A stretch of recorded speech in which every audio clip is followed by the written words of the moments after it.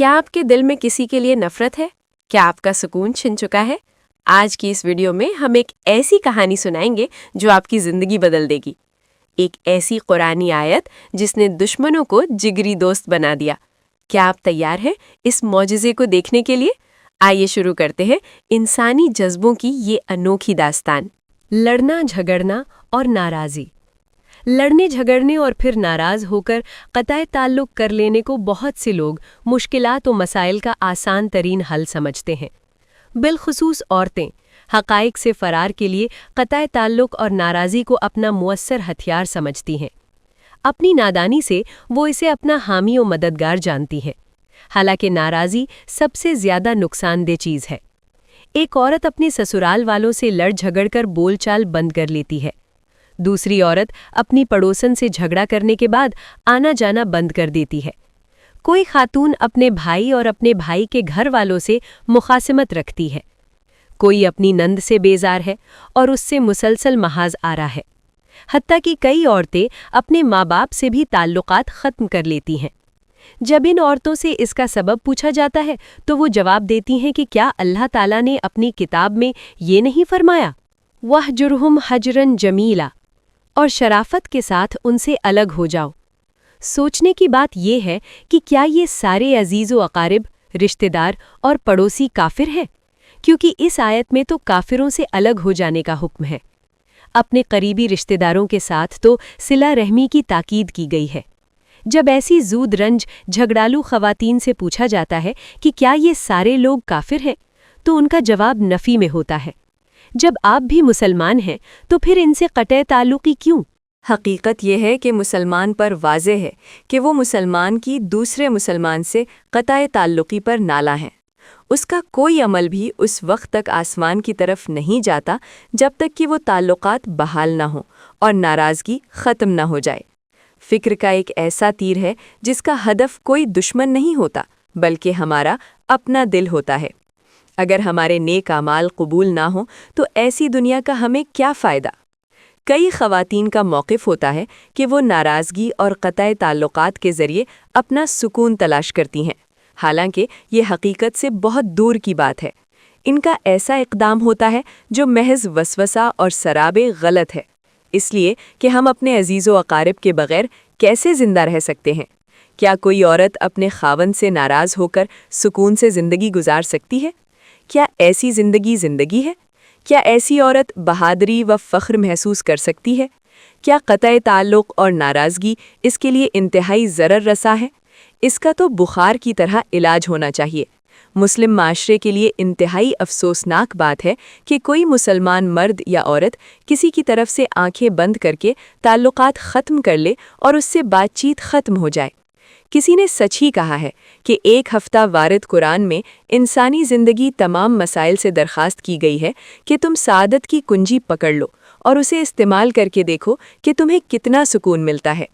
قرآن سعادت کا گھر ہے، تم اپنی سعادت کے دروازے کس لیے بند کرتے ہو؟ ایک قرآن کی آیت کی یاد دہانی کرائی گئی ہے، ادفع باللتی ہی احسن فاذا الذی بینک وبینہ عداوۃ کأنہ ولی حمیم۔ عداوت پڑی ہوئی تھی، وہ بہترین گرم جوش دوست بن گیا ہے۔ میں الفاظ میں بیان نہیں کر سکتی کہ میں بھی آپ کی شکر گزار ہوں۔ اللہ کا کلام سچا ہے، میرے اندر سے رنج و غم کے۔ میں نے اس آیت کا مفہوم واضح کیا اور بہنوں کو بتایا کہ اس آیت پر عمل کرنے کے لیے ہمیں اللہ پر کامل یقین اور مسلسل صبر و برداشت سے کام لینا ہوگا۔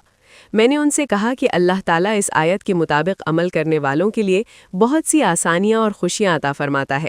اب ہمیں یہ طے کرنا ہوگا کہ کب تک ہم اسی پرانی روش کے مطابق زندگی گزارتے رہیں گے۔ ہمیں مشکلات سے فرار کی عادت پڑ چکی ہے، ہمیں اب حقائق کا سامنا کرنا ہوگا، مگر ہم میں سے ہر ایک اپنے مخالص کے ساتھ ایک عملی تجربہ کرنا ہوگا۔ پھر تم دیکھو گے کہ شکر گزار ٹھہروں گی۔ دوست میں تبدیل کرنے میں کتنا وقت لگتا ہے؟ چادر جتنی تنی ہوگی اتنی ہی جلدی پھٹے گی۔ پہلے اپنے اندر لچک پیدا کرے، کیونکہ قرآن کی اس آیت میں آزمودہ نسخہ بتایا گیا ہے۔ کوئی یہ نہ کہے کہ ہم نے ایک بار ایسا کرنے کی کوشش کی تھی اور اس کا کوئی فائدہ نہیں ہوا، بلکہ یہ ایک ایسا پیش قدمی ہے کہ اسے بار بار دہرانا پڑے گا، تبھی کوئی فائدہ ہوگا۔ لوگوں کے تجربات بہت تلخ ہوتے ہیں۔ ایک دن میں نے عورتوں سے کہا، آج آپ میں سے وہ آگے آئے جس کا تجربہ تلخ رہا تھا۔ ایک خاتون جس نے تھوڑی تذبذب کے بعد کہا، میں اس پر حاضر ہوں۔ میں نے پوچھا، آپ نے کیا عمل کیا ہے؟ اس پر حاضرین میں سے ایک نے بتایا، الحمدللہ مجھے اس پر عمل کرنے کی توفیق ملی ہے۔ میرا اپنی نند کے ساتھ جھگڑا تھا۔ وہ بڑی زود رنج ہے۔ مجھے اس سے کوئی ناپسندیدہ باتیں سننی پڑتی تھیں، اس لیے میں نے اس سے یہ طے شدہ فیصلہ کر لیا تھا کہ اگرچہ وہ میرے شوہر کی بہن ہے، میری نند ہے، مگر میں اس سے رابطہ نہیں کروں گی، کیونکہ وہ میرے گھر میں فساد کا کام کرتی ہے، میرا سکون غارت کر دیتی ہے۔ مگر جب سے میں نے یہ عہد کیا کہ میں جب یہاں درس قرآن میں آتی ہوں تو میرا دل خوش ہو جاتا ہے کہ قرآن کتنا اچھا سکھاتا ہے کہ شیطان کو شکست کیسے دینی ہے، ہمارے غلط کاموں سے شیطان کتنا خوش ہوتا ہے، مگر ہم اسے خوش کیوں رکھیں؟ جب میں یہاں درس میں آتی تو بار بار یہ فیصلہ کیا کہ میں اس آیت کے بارے میں غور کروں گی۔ اس آیت پر عمل کرنا میرے لیے بہت مشکل تھا اور فیصلہ کیا کہ میں دل و جان سے اس آیت پر عمل کروں گی۔ فیصلہ کرنا تو آسان تھا، مگر اس پر عمل درآمد ہونا بہت مشکل تھا۔ خطرہ تھا کہ میری نند کہیں مجھے نہ سنائی، رکاوٹ ڈالے گی۔ میں مناسب موقع کی تلاش میں تھی تاکہ اس ناراضگی کو ختم کروں۔ مجھے جلدی موقع مل گیا۔ مجھے معلوم ہوا کہ میری نند ہسپتال میں داخل ہے، اب اس کے یہاں تیسرے بچے کی ولادت ہوئی تھی۔ میں نے سوچا کہ فوراً اسے مبارکباد دوں۔ میں نے اپنے شوہر سے کہا مجھے ہسپتال لے جائیں تاکہ میں ان کی بہن سے ملاقات کروں۔ پہلے تو وہ حیران ہوا، پھر بڑی خوشی سے مجھے اپنے ساتھ ہسپتال لے گیا۔ میرا دل زور سے دھڑک رہا تھا۔ میں نے دروازہ کھولا اور مسکراہٹ کے ساتھ اندر چلی گئی۔ میں نے نند کی طرف بڑھ کر اسے مبارکباد دی۔ وہ میری طرف توجہ نہیں دے رہی تھی اور اپنے بھائی سے باتیں کر رہی تھی۔ میرا خاوند پریشان تھا اور اسے سمجھ نہیں آ رہی تھی کہ وہ کیا کرے۔ میں نے جو بچہ پیدا ہوا ہے اسے پیار کیا اور نند کو خوشخبری دی کہ اس کا کتنا خوبصورت چاند سا بیٹا ہوا ہے، اللہ اسے سعادت مند بنائے۔ میری نند نے ایک دم سے میری طرف دیکھا۔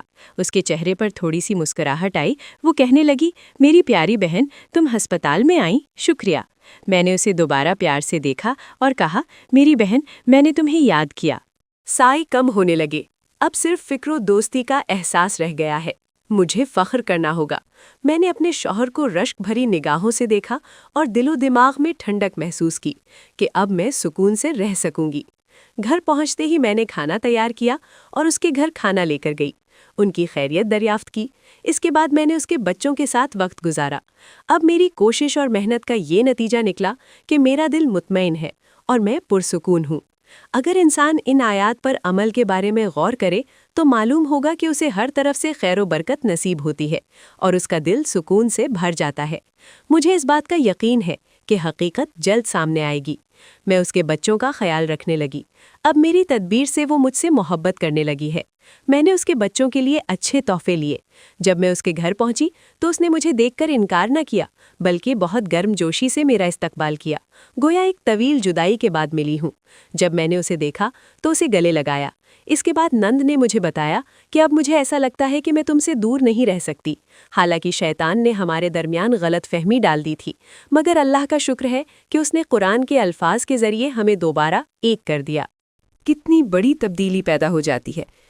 اس خاتون نے اپنا تجربہ بیان کر لیا تو میں نے اس خاتون سے کہا، آپ کی نند میں تبدیلی اس لیے آئی کہ آپ نے پہل کی۔ آپ نے اللہ کی رضا کی خاطر اپنا جذبہ اختیار کیا۔ آپ نے اپنی ذاتی غرض کو پس پشت ڈال کر قرآن پر عمل کیا۔ اللہ تعالیٰ دونوں کا خالق اور معبود ہے۔ اس نے آپ کے لیے دلوں کو نرم و گداز کر دیا۔ ایک اور خاتون نے کہا، کیا آپ کے پاس اتنا وقت ہے کہ میں اپنا تجربہ بیان کروں؟ یہ ایک حقیقت ہے۔ میں نے اسے اپنا واقعہ بیان کرنے کی اجازت دی تو وہ یوں گویا ہوئی، میری ایک پڑوسن تھی جس سے بہت بدمزگی تھی۔ مجھے اس سے اتنی محبت ہو گئی تھی کہ میں نے اسے اپنی زندگی کے رازوں سے آگاہ کر دیا تھا۔ بات یہ ہے کہ میرے میکے والے دور رہتے تھے، اس لیے پڑوسن ہی میری قریبی تھی۔ محبت و دوستی کے چند سال بعد میں نے دیکھا کہ میری پڑوسن کا رویہ تبدیل ہو گیا ہے اور وہ میرے بارے میں بدگمانی میں مبتلا ہو گئی ہے۔ میں خاموش رہی۔ بعد میں شیطان کی وسوسہ اندازی کی وجہ سے ہم نے ایک دوسرے سے بالکل قطع تعلق کر لیا۔ بول چال بند ہو گئی۔ وہ اب میرے ساتھ تلخی سے پیش آتی تھی۔ میں نے بھی اپنی عزت اسی میں سمجھی کہ تعلقات منقطع کر دوں۔ یہی صورتحال جاری تھی کہ میں نے درس قرآن میں شمولیت اختیار کی اور ہم نے سورت حامیم سجدہ کی اس آیت پر عمل کرنے کا فیصلہ کیا۔ جب اس آیت کی تشریح ہو رہی تھی تو میں نے توبہ کی اور سوچا کہ ہماری استانی صاحبہ نے ان الفاظ کی تلاوت کی۔